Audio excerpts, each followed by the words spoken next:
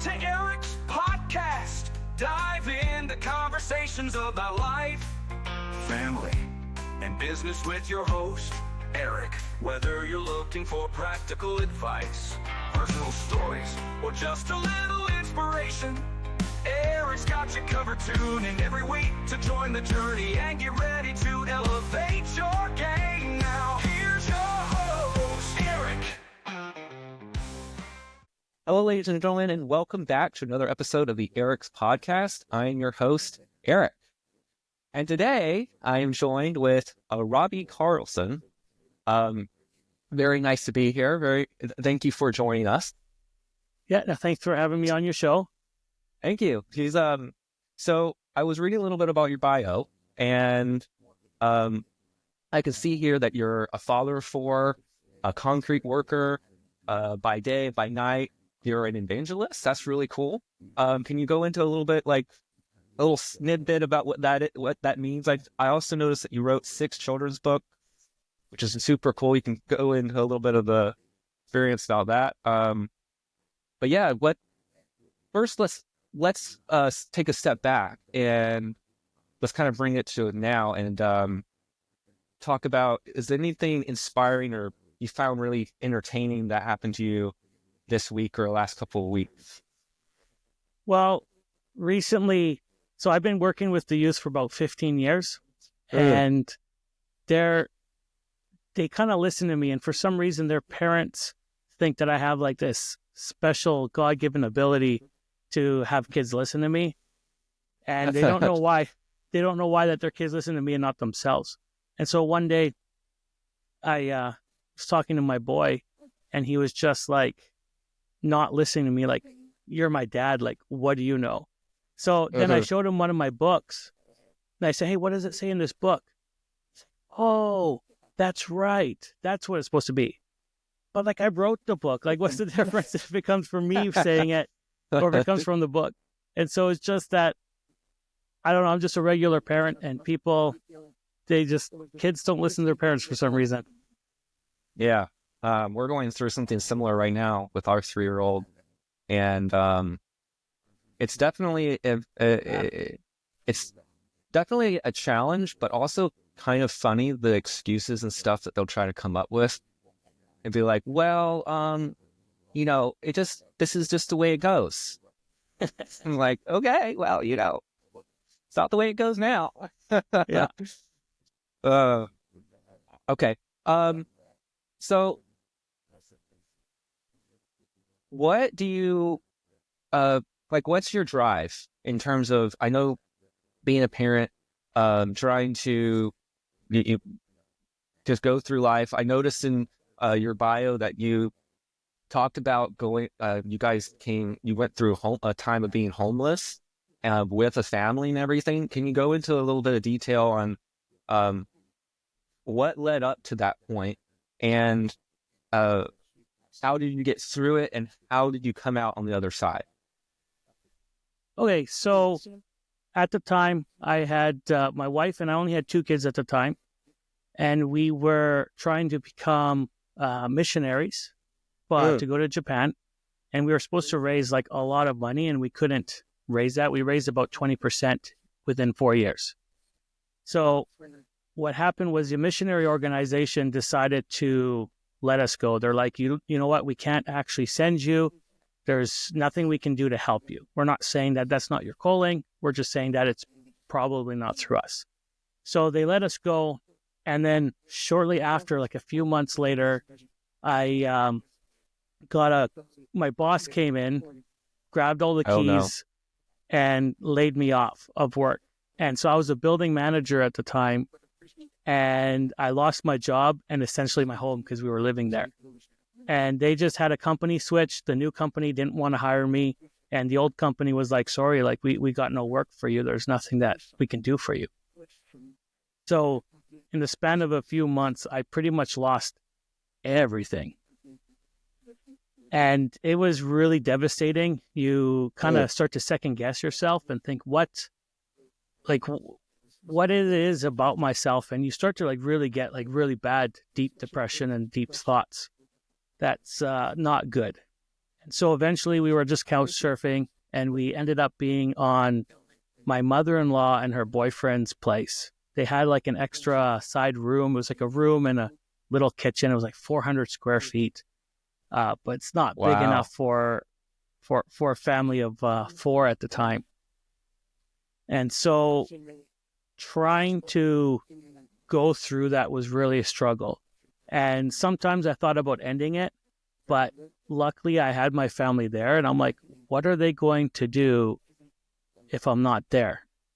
Like, how are they going to survive? Like, I have to figure it out to get out of here, to basically for them.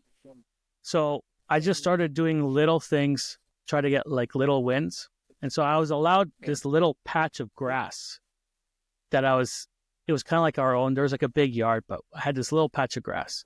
And I don't know about you, but I love the feeling of just stepping on like fresh, nice grass with your bare feet. Oh yeah, like getting grounded almost. Yeah, kind of like that. It's just, but I don't like the prickly, dry stuff. It's got to be like the fresh, soft stuff. Soft, yeah. So I just worked a little bit every day. I was watering it every day just because I'm like, I need a little win in my life right now. And I watered it every day. And then eventually you would see that there was this one little green patch of grass amongst the whole field, and it stood out like crazy. And I was able to have that moment to be able to be like, okay. And it was just a sense of relief to be like, okay, I can do this. I can overcome this. It just, sometimes it takes time, and you got to take it a day at a time. So, going back to the missionary, the pursuit of going, what was that something you and your wife were just passionate about from the beginning, or did you guys grow into that? Yes. How did that come to be?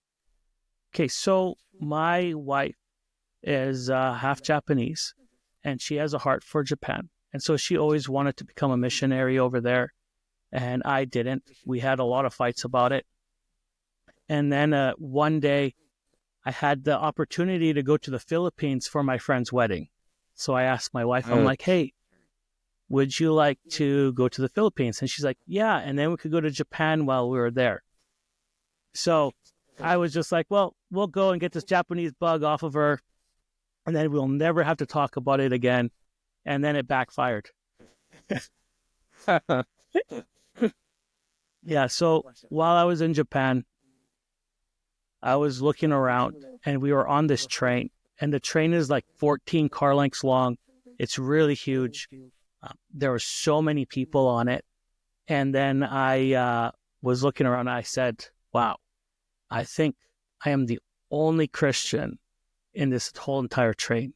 And I just saw this like hopelessness and despair in everybody's eyes.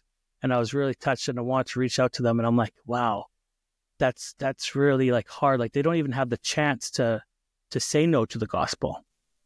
And then my wife on the back end, she made it so that we would meet a lot of missionaries on the field. She's a very smart woman. That's good. So one of the missionaries I was talking to, I told him, I said, like, look, like, I told him that story. And then he looked at me dead in the eyes, and he said, more like all of Tokyo Station.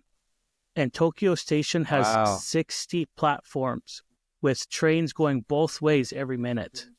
And there's malls down there and people walking everywhere. And that's when I was just hit. And I said, okay, if nobody else is going to do it, I'll do it.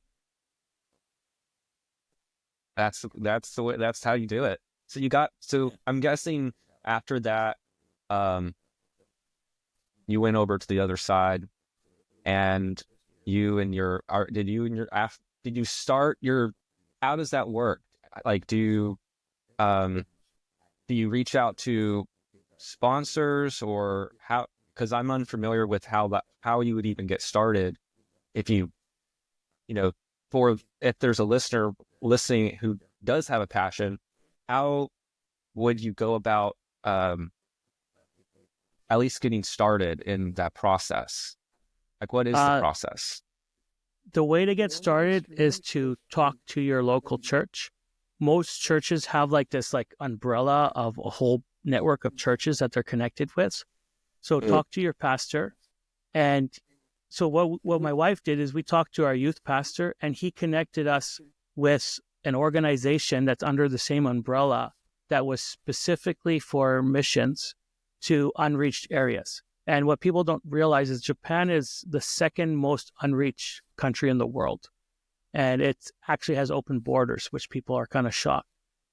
And so we talked with the missionary organization. We did like a 2-year application process. So they really like vet us. They go through this whole thing. And then it's a big thing of fundraising.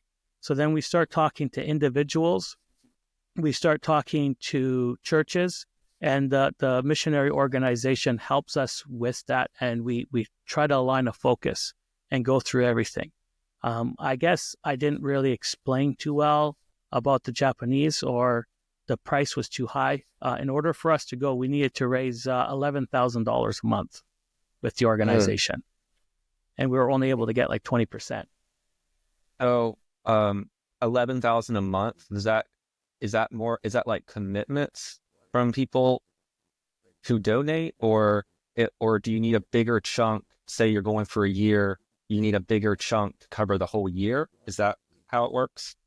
Yeah, so we were going as long-term missions. So as our organization, the deal was we had to go for about 2 years, and then we'd come back for 6 months. Or we'd have to go for 4 years, and then we'll come back for a whole year. And that 6 months in the year process is because when you're a missionary and people are giving to you, it's not just you doing the work. It's the body of Christ and everyone working together. And so you got to come back on furlough. And while you're back on furlough, you still need a place in Japan or wherever you're at as well. So now you're paying rent in 2 different locations for like a year. Yeah, I can see how that's a lot. Did you and your wife, after not being able to raise enough, have you guys ever rethought of just moving over there? Was that ever on the playbook? Yeah, so this whole process happened about 10 years ago. It was 2018 when I officially got let go with the organization. And the reason why they let me go was because they physically couldn't get us to that country. There was no visa work. They had like 26 visa applications, and I actually qualified for none of them. So wow. there was no option for me to go there through visa work. Like I could go there as a Canadian, and their visa, I'm allowed to go there for like 6 months for vacation, but that's not enough. You can't do that. No. Yeah. And so they tried everything that they could. They couldn't. I don't have a degree, so that was the main issue. So they're like, we can't get you a job there because no one will sponsor the visa. We don't have enough money, so we can't sponsor you. And unfortunately, we have to let you go. But the cool thing is that when you trust in the Lord and you just keep on relying on His promises, He will reveal Himself and reveal stuff. And so as soon as we were let go with the organization, we went to the Japanese embassy just to see what was going on. And because my wife is half Japanese, we're like, maybe there's something there. So on our own end, we actually found out that she is like a parent. No, her mom is like less than 1,000 people in the world have a dual citizenship with Japan. And because of that, my wife is able to go on a special visa. And what we actually needed for that visa was all of this paperwork to be done. And because I got let go of my job and because I got homeless, we actually moved in with my mother-in-law and we were able to get all that paperwork. Wow. So, it's okay. Well, what happens next? What happens next? So what happens next is we actually needed enough money to be able to go on that because they don't want us to live off the system. And so we just kept on praying, kept on working hard, being faithful. And the interesting thing was, so last year in the summer, in 2023, I just decided to get my family to be praying every night. So me and my 4 kids and my wife, we just pray every single night. And they love it now. and they've been praying for Japan. And this year, they actually changed the visa laws. And it's most likely that we'll probably be heading over there this year. That's awesome. Woohoo! So that has to be exciting, though. I mean, you've gone through. How do you feel? Do you feel more prepared? Like, do you feel like you're ready than you were back when you guys first tried? Yes and no. So I feel like we're ready because we've spent the last 10 years like studying the culture, really learning, really understanding what we are going to have to do and prepare to ourselves to do. But now we are actually not going to be going under any organization. We're just going to be going on ourselves. So we don't have any of that really like background support. And we just have a few people that are praying for us. And we've had a few people pray for us for the last 10 years. And they're super excited to be like, wow, God is faithful in his prayers. Mm-hmm. Yeah, it's similar to kind of how the disciples got started at the very beginning before the churches and everything got set up, which is really cool because every day can be something life-changing for someone else.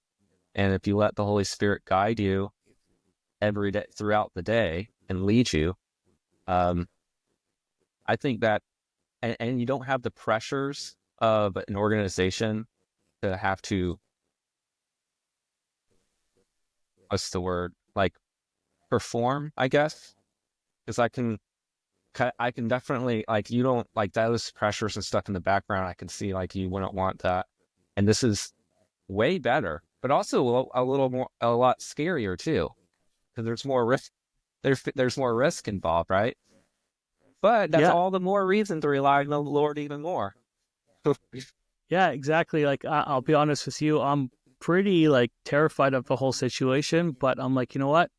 I know in God's promise, I know he wants me to go there. And he also promises that he closes the flowers, he feeds the sparrows, and how much more will he do it for us?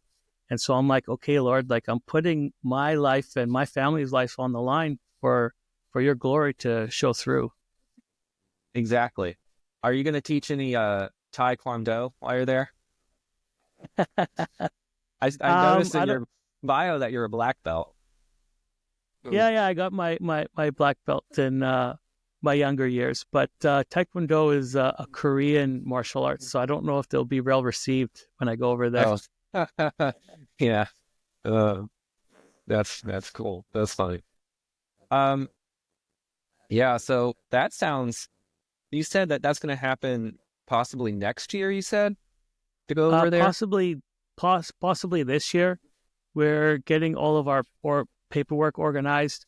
We kind of figured out where we're going to be going, and yeah, we're just going to apply this year and see what happens. Have you thought about, this is just a random thought, but have you thought about translating your children's book into Japanese? Yeah, actually we have. Yeah, so my wife, she has her grandfather who lives in Japan. If we can like actually reach out to him, he's actually a translator, so it would be nice. We could pay him to translate the books. Yeah, I think that would be awesome, because then you already have like a gift that you can just give out. Yeah, I really like that. Is there so you have been working with children in the children's ministry for 15 years.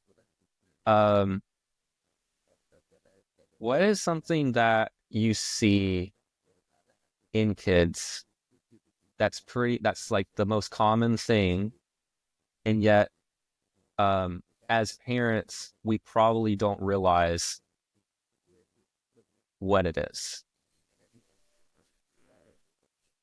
I think the most common theme that I've noticed is that kids at that age are looking for their identity. They're trying to figure out who they are, where they fit in, a sense of kind of like loss almost, like they just it's a really weird growing experience. And one of the things that I realized with parents is for some reason, they just forget their beginning stages of life. And they don't really remember how it was like when they were that age. Yeah, and so it kind of makes it more of a challenging. I even noticed in my life when I had when I had my kids, like newborns, and we're trying to like raise them, and it's just going crazy. And my dad, he's like, how come you don't call me enough? And I had to tell my dad, I'm like, Dad, like, do you not remember when you were my age and you were spending all those hours trying to get stuff going and prepare for your family? Oh, that's right. I forgot about that. And so it's just a reminder for myself, especially, is to always remember where we came from. Yeah, I think I know for me, because I have a 3-year-old and a 1-year-old, and when I first started the company that we're running now, 4 years ago, our first had just been born, and I remember thinking, rationalizing, saying, I need to get this done. I know I'm just gonna, and my wife and I, we had talked, and she was like, yeah, you go do it. And in my mind, I'm thinking, okay, I'm going to spend 15-hour days at the office, come in. I basically didn't see, for a year, I didn't see the development of my 1-year-old. And after that year, of course, you're trying to build a business. It's not going to be built in a year. And I knew that, but I also knew that the foundation of it, I could probably build in a year, like a foundation part, and then I could let off and redo it. And I did end up doing that, but I missed out on on a bunch of first things, and I'll never be able to get those back, except through watching video, but that's different. You're not there to experience it. And so when we had our second kid, I'm like, we have to get structure. There has to be work-life balance here. And that's when things changed. I know for me, working in the children's ministry, and I think you're absolutely right, they are searching for their identity. But a lot of them, it's interesting because I found like they're also longing to be loved. And I think as parents, it's easy to get really caught up, at least for me, in the I need to mold you to be the person that you're going to become. I need to make sure that you have, the tools in your tool belt so you can tackle this world and not be swept away in it. And I think that's really hard. That's something that is, for me, I have to keep reminding myself. But then on the other side, it's like, well, you still have to discipline and structure, but you also have to do it in love. But sometimes to them, it's not going to come across as love, even though you're trying to do it as love and you try to explain it, but it's not coming that way. Like, that's what's hard for me as a parent. Yeah. So one of the things that I heard when I was doing the missions, there's this preacher, and he was saying how we get our identity from our Father, and that's how we see Jesus, or how we see God, is how our earthly father treated us. So if we had an earthly dad who was very distant, then we feel like God is distant and we can't relate. Some stuff like that. So what I took from that is like, wow, how my kids view me is how they're going to view God. And I got to do the best that I can to resemble like Jesus, so that I can help them with their identity and that they have their identity. And I try my best. I fail a lot. I'm not perfect. I'm not Jesus. That's a lot of pressure. It is a lot of pressure. And I really try to resemble that with love and kindness, and show them who that is. And one of the other things that I also tell myself is how time have you noticed as you got older, time goes by a lot faster, Oh, 100%. right? So time goes faster as you get older. And that's what people are like worried about. Like, oh no, I'm running out of time. It's going to be the end soon. But you also got to remember, for them, time is really, really slow. So That's a good point. 10 minutes for me will go by really quickly, but 10 minutes for them is a long time. And so just sit with a 10-minute mindset of, I'm going to spend 10 minutes with you, is like the world for them. Yeah, that's so what do you so yeah, that's a great point. The time difference, yeah, that's something that should be like plaqued on the wall somewhere. Remember, Eric, time. Yeah, uh, it's a big thing. And I always tell my kids as well, like, to forgive me, like, I'm sorry for things. Like, if it seems unfair, it might be. It's just that I'm still learning as I'm doing this. And I tell that with my oldest one as well, because I'm like, look, you are pretty much my training ground for being a parent. Like, I didn't know how to do this before you came along. And they, for some reason, think that we just been parents forever and we just know what to do. yeah. Yeah, I remember when I first my 3-year-old, but back when we had just moved here and we found out that we were going to have him. And it was our first. I went into I have all this stuff just went, and like, oh my goodness, I'm gonna be a dad. How am I gonna be a dad? I can't be a dad. I don't know the first thing about being a dad. He's gonna be looking up to me. I'm gonna be responsible for his action, for like who he becomes. I don't know if I even like me in the first place. Yeah, and it's the craziest thing how you look at yourself and you're just like, man, I'm so frustrated with these things of these character flaws that I have. And yet your child will look at you like you are God himself and that you are like the best perfect being ever. Like, wow, like my dad can walk so well. Like, I still have a hard time trying to do that. Yeah, I think another thing that I know, we're not, I mean, it's gotten a lot better, but it's been seeing your traits it's seeing your bad traits coming out in your kids. That one is like, because it like triggers me. It's because I'm trying to deal with it. I'm trying to, within myself, and then I see it coming out, and then I have to breathe, Eric, take a breath. This is like your frustration with yourself. This isn't like, don't let it come out on your kid.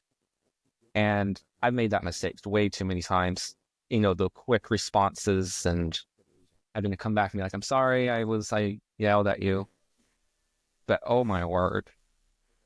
Yeah, I had, I think it was like last year, my boy, we have this thing at school called hot lunches. And so we give him money and he's supposed to give it to his teacher. And it was like the last day and he forgot to give the money to the teacher. I'm like, buddy, like, now we have to go back and you have to go give it to the teacher. And he's like, no, like, I would rather not have to go through that embarrassment of like forgetting. And I said, no, we have to do this because this is a bad character flaw. And I know it's bad because I have the same problem. Yeah, sometimes we're more worried about our reputation than actually getting like a hot lunch and getting what we deserve. Yeah, why do you think that is? Like, why should we care about necessarily what other people like? I mean, something as simple as, I forgot to give the lunch money. Like, in hindsight, kind of like, that's not such a big deal. Why do you think I mean, for a kid, I suppose it would be. Yeah, why do you think that is? Yeah, so I actually wrote it in one of my children's books called The Superpower You Are Born With. And what people don't remember is that we actually have a superpower that we're born with, and that superpower is to be childlike. And we're a culture that is obsessed with trying to be perfect. But we weren't born to be perfect. We were born to fail forward. So as you look at your kids, you just remember that you were there at one time as well. So like my kids is now learning how to walk, but they trip. And then I help them back up, and they're taking step at a time. It's not like that they fall down. They're like, well, I'm never going to walk again. They just keep on going. If you're teaching your kid how to ride a bike, they'll fall down. And then you encourage them, no, we got to get back up and keep on going through these failures, through these hurts, through these pains, because that's how we get better. And if you have this perfect mentality, then you never grow and you'll be just stuck where you're at. Yeah, that's really good. Yeah, I agree. I 100% agree with that. Always get back up. I think my first go-to, especially in super challenging situations, and when I've had businesses fail, I've had projects fail, and I don't know how I'm going to pay for rent this next month, stuff like that. And it's just find a quiet place, get on your knees, cry out to the Lord, and then wait and listen. Find a still, quiet spot. And I think, and that has never failed. And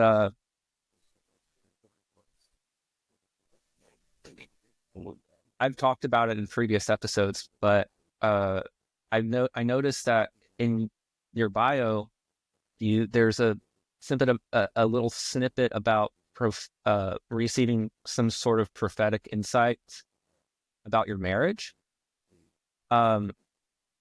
I also had something similar happen to me, but I would be curious on what your story is around that. Was it? Yeah, I'm curious. What's your story around the prophetic insights? How did that happen? Was it through somebody? Was it directly to you? Yeah, I actually wrote it. We wrote it and we framed it. Oh, cool. Yeah. So the story was, I went to Bible college and I came back. So while I was at Bible college, someone said to me, or one of the teachers said to the class, but it resonated with me. He's like, look, if you search for God first, then he will provide you a spouse because he knows what you need. He knows where you're at. And so I took this to heart and I'm like, okay, Lord, I'm going to search for you first. So now give me my spouse. And it didn't work that way. So then after, when I left the school, I was just kind of really shook it. Then I'm like, okay, Lord, you know what? I just want you. I'll be okay being single for the rest of my life. And then my wife shows up at church. And I just instantly knew that she was the one who I was going to get married to. And I was like, wow, this is weird. Lord, I just said that. I'm okay being single. Yeah, okay? I'm okay. I'm okay being single. And then you're doing this to me. I'm like, you should have put it in my life a month ago when I was looking exactly. Yeah. And so when I came back from the school, I was gone for a year. My wife started attending that church while I was gone. So when I came back, everybody knew me and everybody knew her, but we just didn't know each other.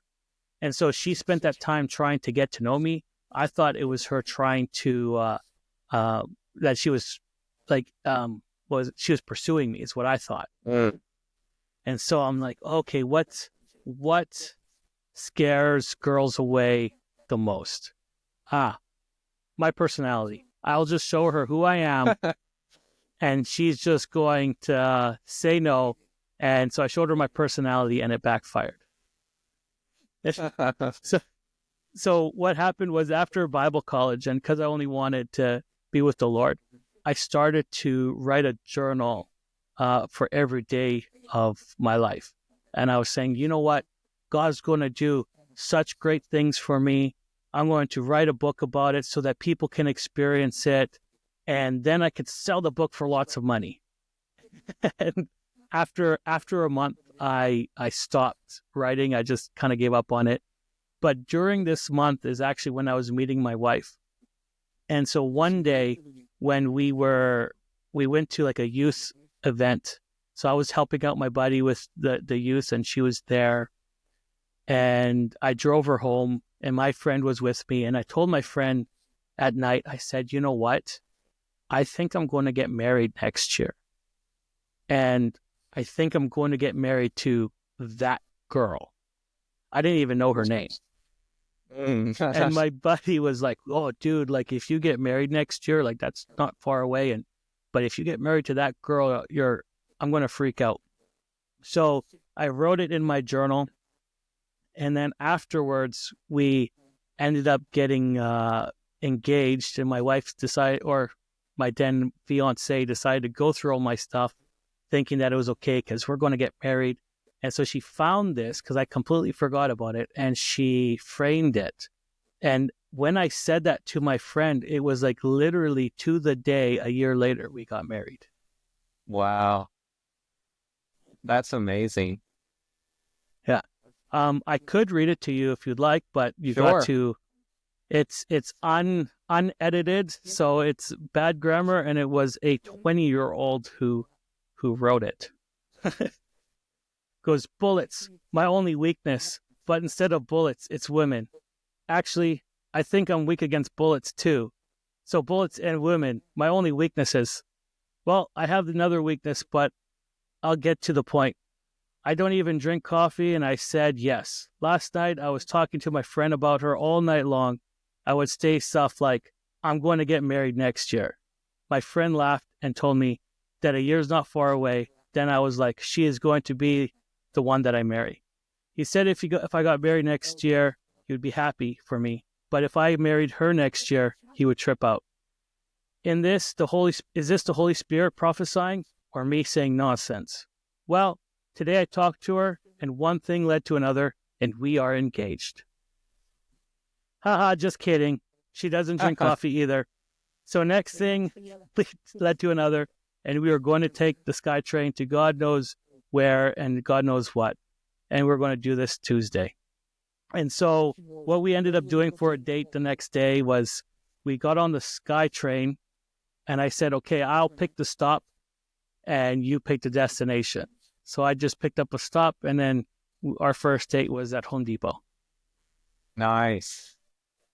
Home Depot, the good dating spot for sure. Yeah, and it's cool how God was able to do that in my life. Like even in my prideful arrogance of me wanting to write a book about my life and how to make money, I was able to do that one little prophecy, and it really helped me whenever I'm struggling with my wife, like whenever we're fighting, and I just reflect, saying like, no, God has ordained this. Like I've written it down. It's reassuring to me, and it reminds me of the verse where he talks about when I put join together a man and woman, let no man separate. And so I'm like, okay, God has joined us together. Yeah. We've had, it's very similar. Well, not the same thing, but similar in terms of one of the things that we do is every time we're frustrated or mad at each other, you don't want to have any like physical type of, you don't want to hug, you don't want a little kiss on the cheek, you don't want to do that. And so what we started doing a couple years ago is we would break the ice and hug or a kiss on the cheek or whatever. And oh my man, it works so well, because it's like, you know, our we're not enemies. You know, the enemy is what you can't see. It's the powers and principalities, and it's those like trying to break you up, and trying to keep you apart. And so you break that to come back together, and then any argument suddenly just turns into a. And the thing is most of the time I've found that most of the time it's not. Both people are right. It's just a different way of. It's how you're saying it. Like I don't actually have a problem with what. It's just I'm receiving it in a weird way, and I feel like that's a lot of what. Yeah, okay, for sure, some things might be annoying and you might be holding a grudge and it's rubbing you the wrong way and you have to let it go. That's true.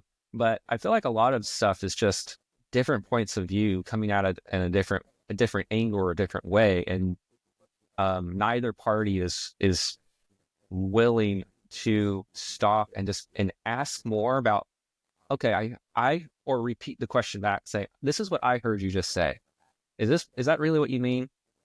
Because most of the time it's not, and they'll rephrase it.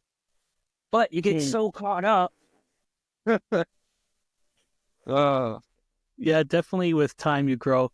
Because, like, the funny thing is, like, your spouse knows you the best.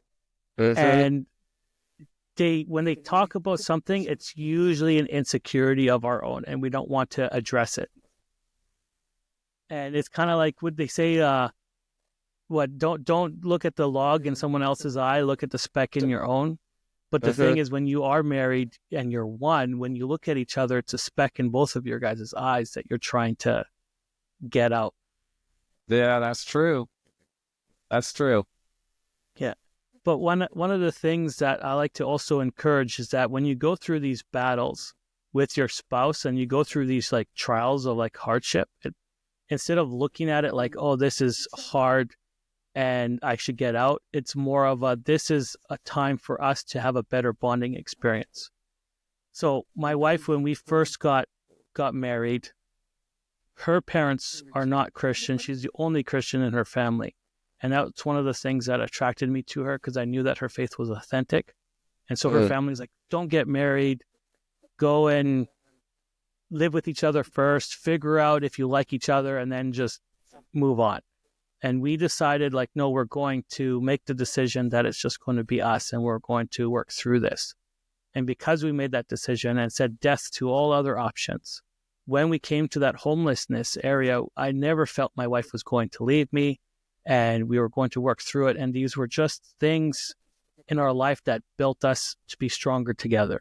It's kind of like when the army guys, when they're like fighting on the beaches of Normandy, like, when they're in that foxhole, that person that they're next to is like their best friend, and they have like a relationship with them that they will have with nobody else.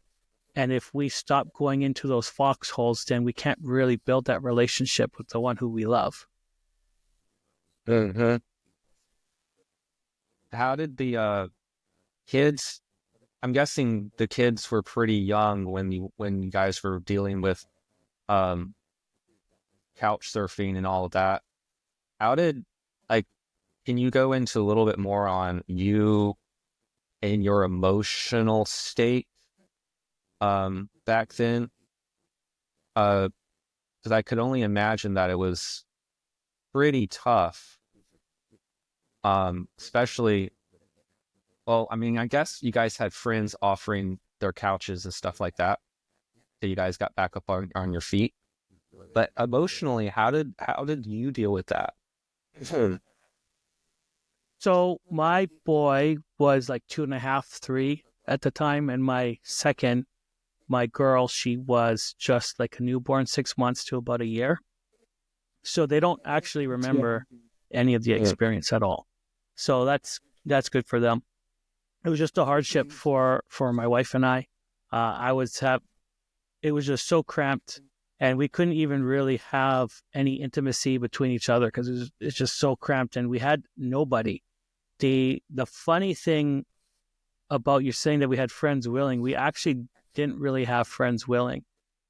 Before I became a missionary, I had a lot of friends, and everybody was like cheering us on, like, yeah, you're going to go to Japan, you're going to do great. But as soon as I got accepted with the organization and started at fundraising, they just all disappeared. And it changes the aspect, because now people think of you as like you're this holy being, and you're like, no, I'm just a regular person like you. There's no difference. I just kind of decided that I wanted this as a career, I guess. So they start viewing you differently, and they start distancing themselves from you. So because of that, there was this distance. So we went to my mother-in-law, and we stayed with her for about 3 or 4 months. And it was just really damaging, but you just keep on pursuing the Lord. And you're like, look, like, I have to hold strong on the faith because he's pretty much all I have. If I didn't have him, if I didn't have my kids, I probably would have ended it. And you keep on trying to do these little wins, and you keep on doing these little wins to kind of help you get out of that mindset.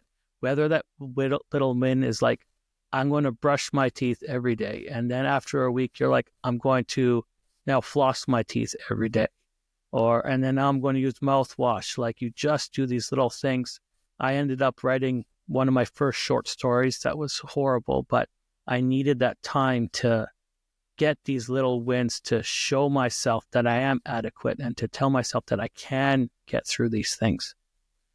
And then afterwards, we went to my parents' place, and we just had like a room for the 4 of us. It was like super tight, and we just needed to get our own place.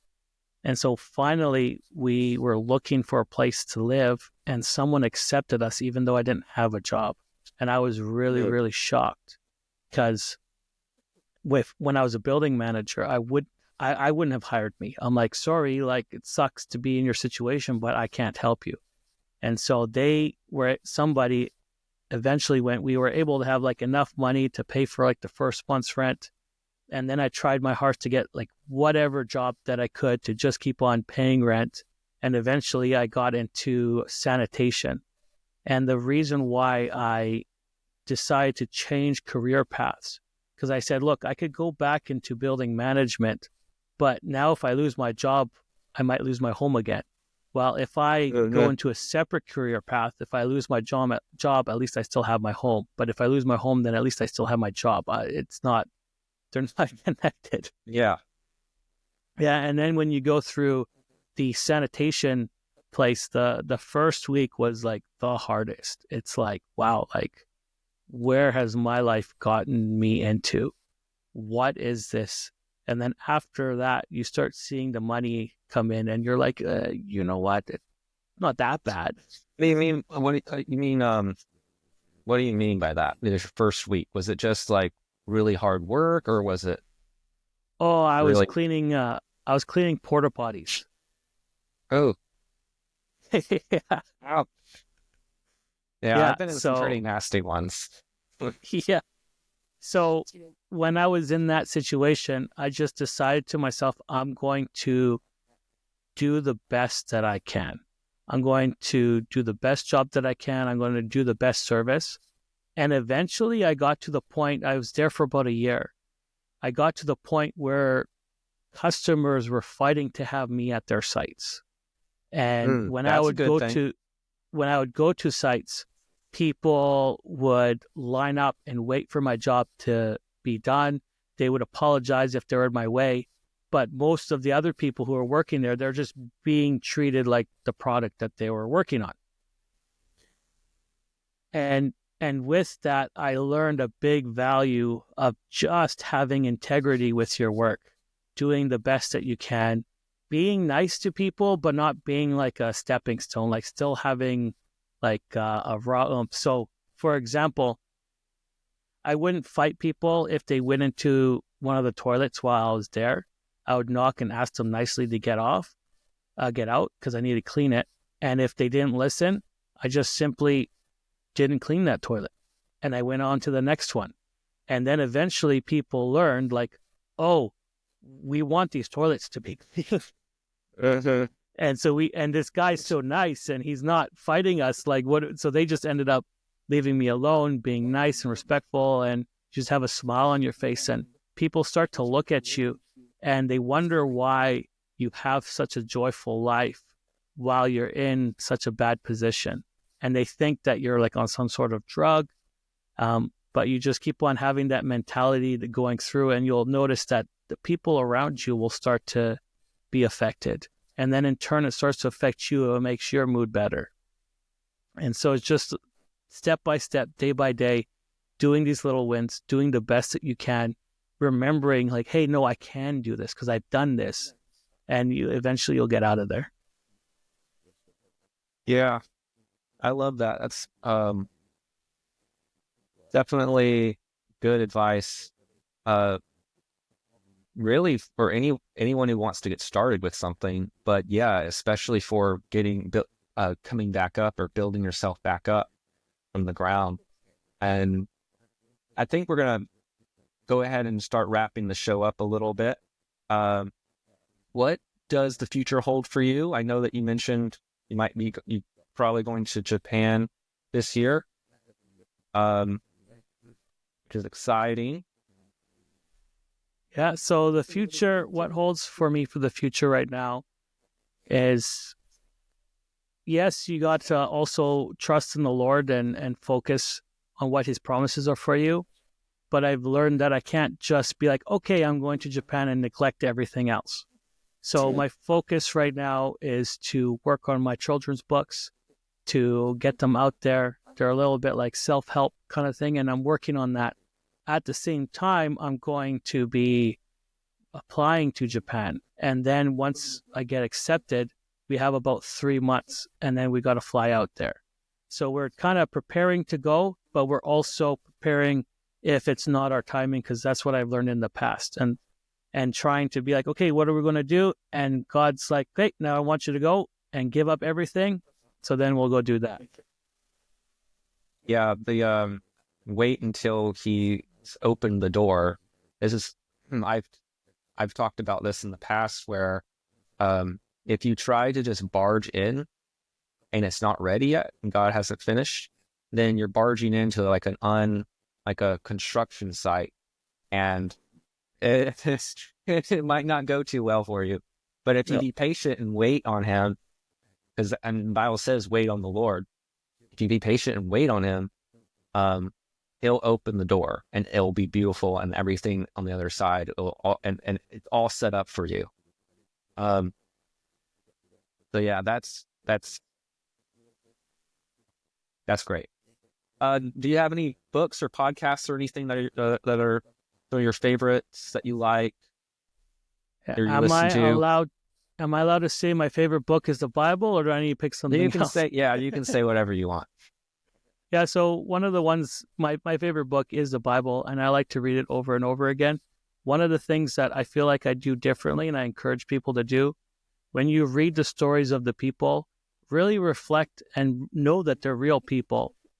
And I try to read it so that I'm like, what are they experiencing right now? How are they feeling in this situation? What are some other ways that they could probably get out of it? Or how would I be in that situation?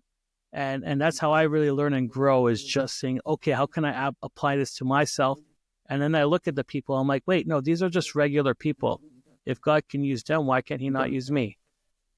I love that. What's the in your opinion, what's the main takeaway that the viewers should take from this episode?